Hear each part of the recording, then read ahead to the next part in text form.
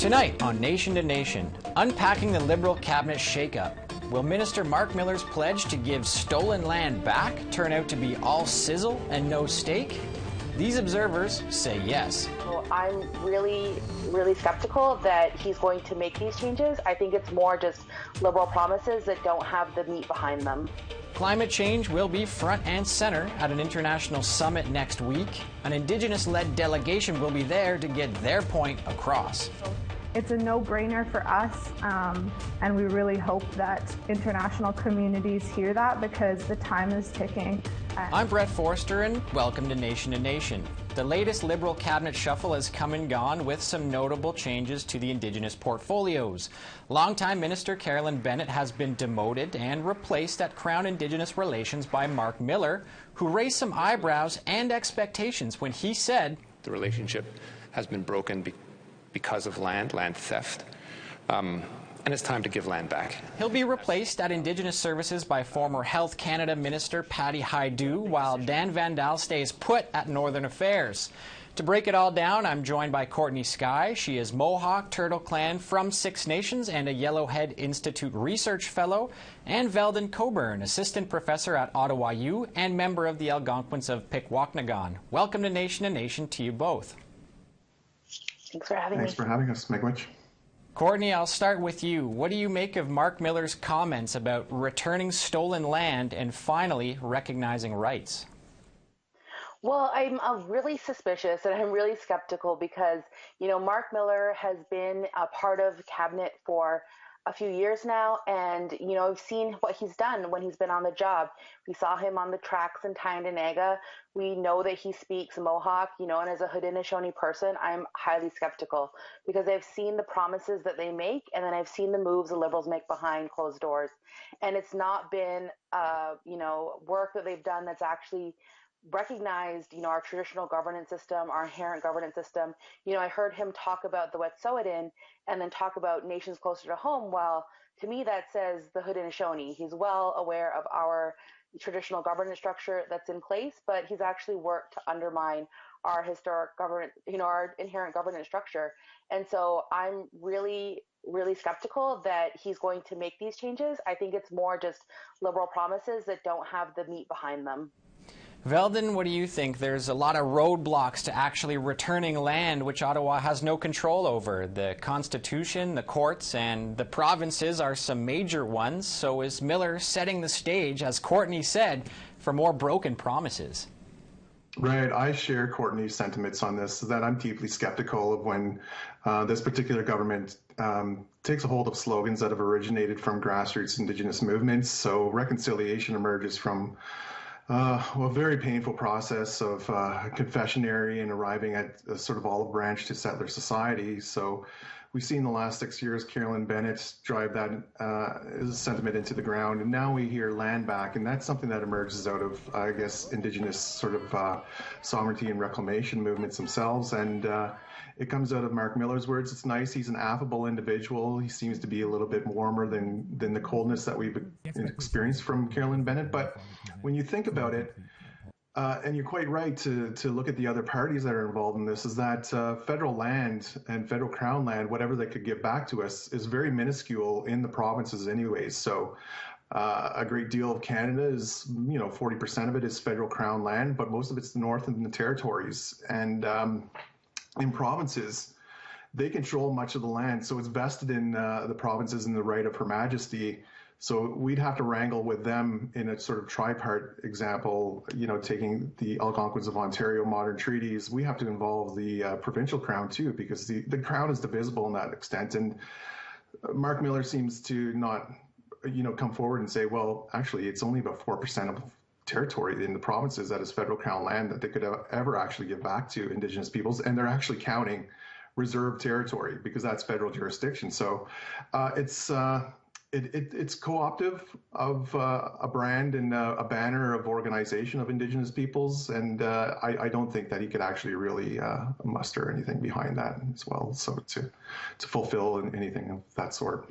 I'm going to stick with you, Veldon, on this next question. How do you interpret the shuffling of Patty Hajdu over to Indigenous Services?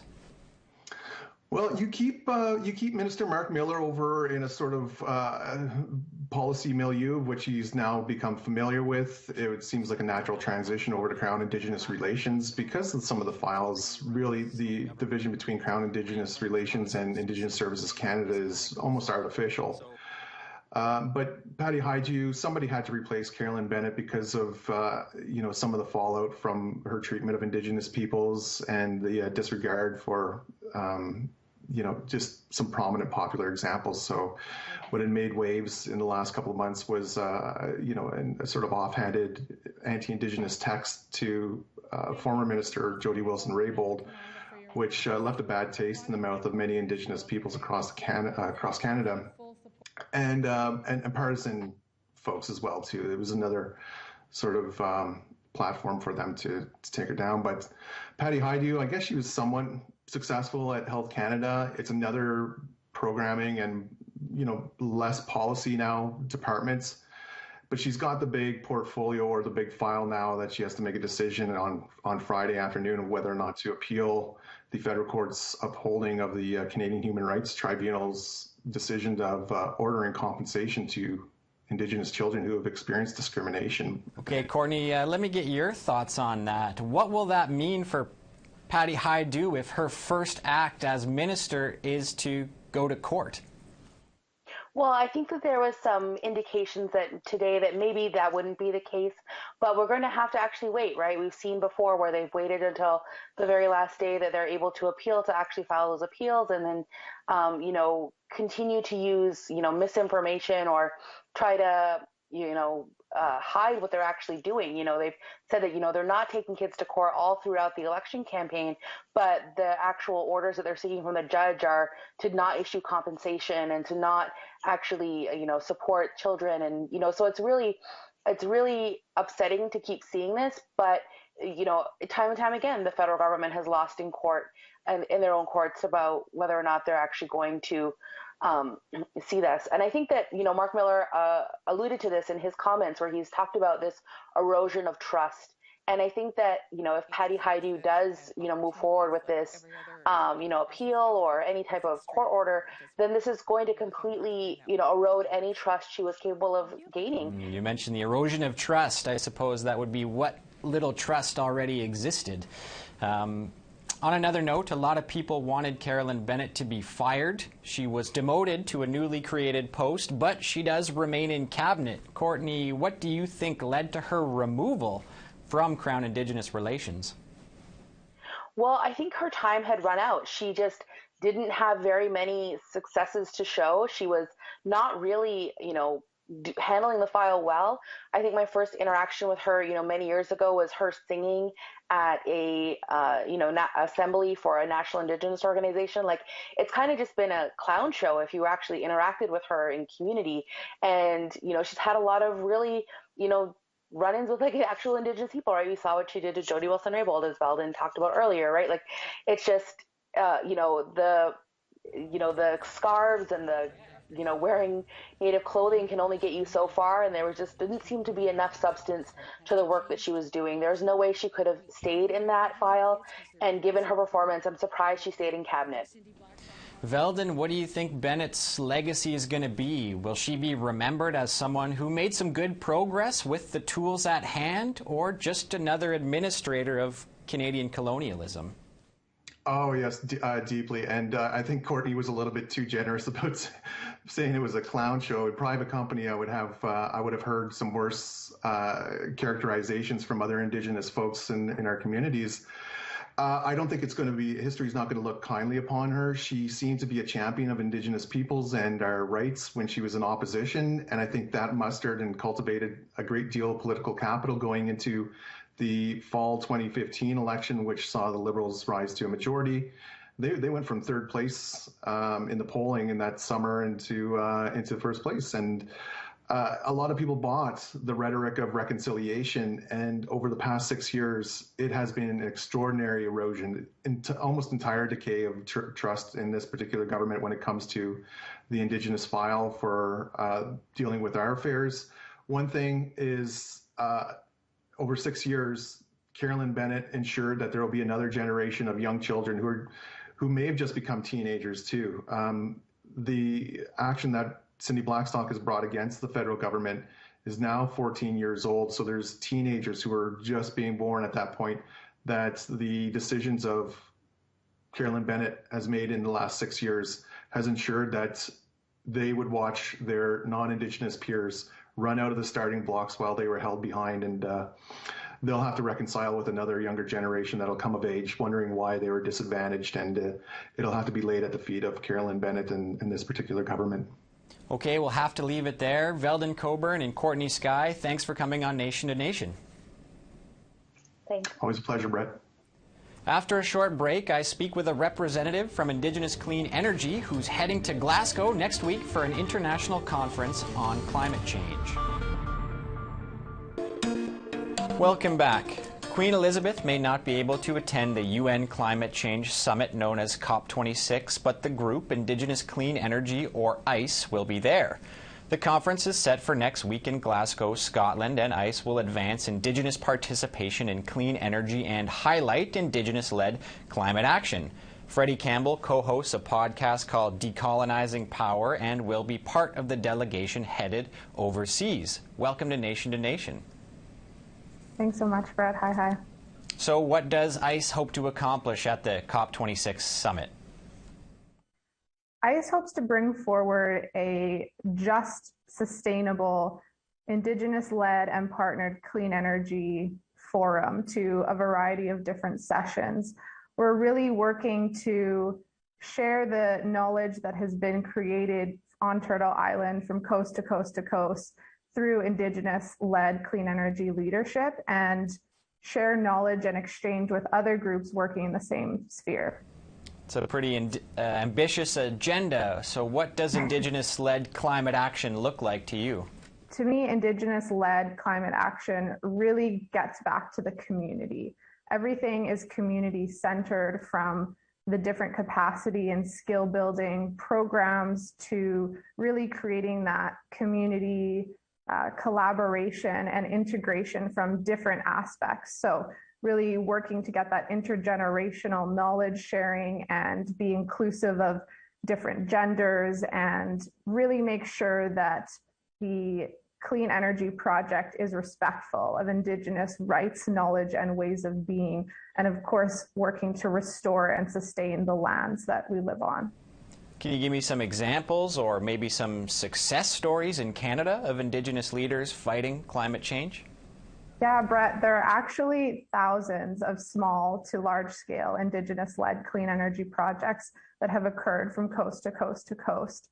And to name a few, a good friend of mine, AJ Esquega, who lives in Kiashkezagay and Anishinaabe, also known as Gull Bay First Nation, he has led with his community the first fully integrated renewable energy solar microgrid project. And that project is working its way towards allowing the community to be off diesel for 100%. It's about 25% now, but it's made a huge impact in empowerment and in community connection and education of youth, as well as health and cleaner air for the community. There's also a really great project up in Old Crow, led by Dana Trizitram, Chief Dana Trizitram, and he's a fantastic 2020 catalyst who has really worked to bring solar to that nation as well, and work to get the community off diesel because they're in a remote area. Mm-hmm. How seriously do you think the international community is going to take the advice and strategies your group is bringing to the table? I think that's a really great question. I will be honest, all of the governments that will be attending COP come from a variety of different countries. Many of those countries are colonial, and that has affected all of the systems, particularly within this country, but in many other countries as well. And I think by pushing forward a community-led lens and fight for climate is something that we really believe in and have seen the impacts in a variety of ways on social levels, on environmental levels, and even on economic levels. So it's a no-brainer for us. And we really hope that international communities hear that, because the time is ticking and we need to take action now. And I suppose as a follow-up, how much do these conferences like COP26 actually make significant change to the environment and the climate crisis?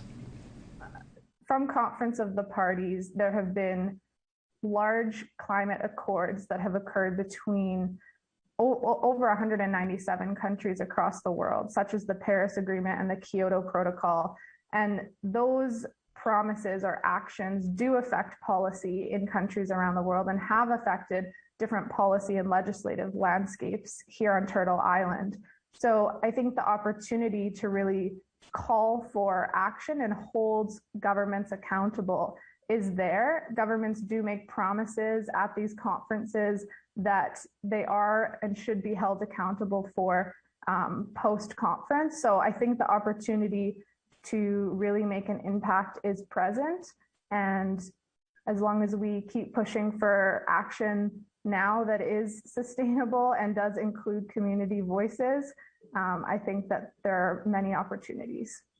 A recent UN report said that we are in a code red for humanity when it comes to the climate crisis. So what needs to happen in Glasgow to avoid reaching that point of no return?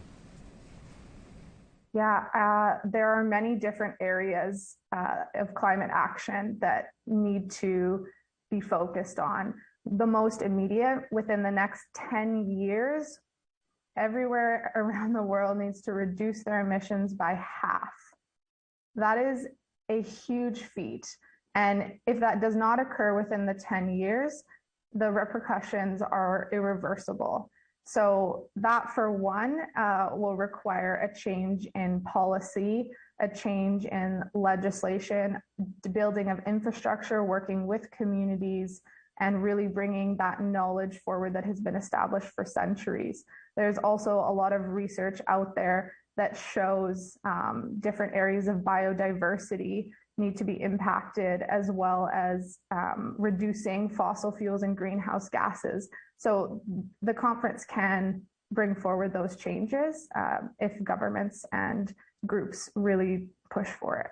And just finally, how optimistic are you about the new Liberal government's climate plan? Yeah, I think that that's another great question, Brett. I think that action must meet words. And if climate plans in this country do not put Indigenous voices and community voices at the forefront, then we won't be moving anywhere. And we'll just recolonize how energy and the transition is done. Okay, Ms. Campbell, that's all the time we have tonight. I want to thank you for coming on Nation to Nation. Thank you so much. Hi. We have to take a short break, but when we return, APTN's Kent Driscoll joins me from Iqaluit to discuss the city's water crisis and the recent territorial election. Welcome back. It's been a busy week in Nunavut. The territory held its 6th general election since its 1999 creation amid an urgent water crisis in the capital city of Iqaluit. Joining me to discuss both subjects is APTN's video journalist, Kent Driscoll. Kent, welcome to Nation to Nation. Anytime, Brett. This is my first time to do it with you, so I'm excited. We're glad to have you on. There's a large crop of newcomers en route to the General Assembly. What's your analysis of the election results? The election results were really interesting. A couple of the Iqaluit ridings had some very experienced politicians who aren't necessarily Legislative Assembly politicians come back. Janet Brewster, Deputy Mayor of the City of Iqaluit, won one of the Iqaluit ridings. And APTN viewers are probably, if you watch APTN News, familiar with Janet because we've had her on for everything over the years. Missing and murdered Indigenous women advocate. As the Deputy Mayor, she's connected with the arts community. So that's someone you'd be familiar with. PJ Akiokuk, who was the president of the QIA, that's the Kikitani Inuit Association, handles Baffin Island.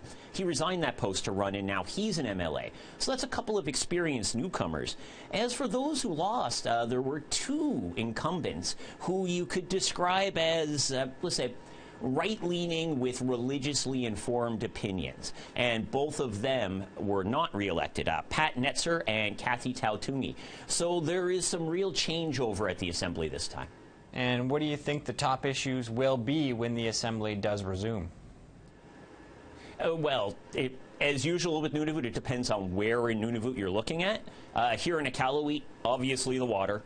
And there are still major questions about how the health department handled their end of the response. They had notice in the morning of October 12th, and we didn't find out until 3:30 when the mayor went on Twitter to tell us not to drink the water. So there's the health department's going to be in for some questioning. But aside from that, the two major issues you hear, territory-wide, housing and elder care. We don't have enough housing, and all of our elders are either flown to regional hubs for elders' homes or down to Ottawa. And that's not acceptable to the vast majority of Nunavut residents. As you just mentioned there, the fuel contamination of Iqaluit's drinking water becomes more urgent with winter approaching. What timelines are being put forward for a solution? I just got back from the city. I was talking to the CAO there, Amy Elgersma. They had hoped to have their application and tests and everything for the Government of Nunavut Health Department done by the end of this week. It's looking more like early next week for that. And then the Government of Nunavut has to go through, confirm the tests. There's additional testing. Optimistically, we're looking at a couple of weeks here at least. And you reported Wednesday that the suspected source of the contamination is an abandoned fuel tank that leaked while buried underground. How could something like that go undetected? Oh, Brett, not just buried underground, buried underground in an unreachable void, which is the way the city described it. I asked them what that meant. Basically, near the power, right, we've got the power plant and the water plant, and they're next to each other. Somewhere in between there is 25 feet underground, a fuel container nobody knew about, and a small, what the mayor described as a creepy tunnel next to it. Somehow the fuel that was left in that tank leaked out and ended up leaching into the water at the water plant. But that's not a surprise, really, to anyone in Iqaluit. This city was built on top of a former U.S. military base. And in the 1960s, they did not have the environmental requirements we have now. I remember 2006, down by the North Mark, they tore up the road. Underneath the road were a bunch of unmarked green barrels that clearly looked like U.S. military gear. A few years ago, there was a fire at a weather plant, a weather station over across the bay. It was hard to fight the fire because they found a secret tunnel from the weather plant that no one had remembered or recorded. So these are all over the city. The idea of finding a secret cavern in Iqaluit isn't as surprising as you might think. Okay, well, we'll have to leave it there, Kent. Good work on this fast-moving story, and thanks for coming on the show. Koyan Amik, anytime. And you say Iqaluit quite well, Brett. Appreciate it. Thank you. And that's all the time we have. If you missed any part of tonight's show, you can find it and previous episodes online at aptnnews.ca/nationandnation. I'm Brett Forster, and thanks for watching.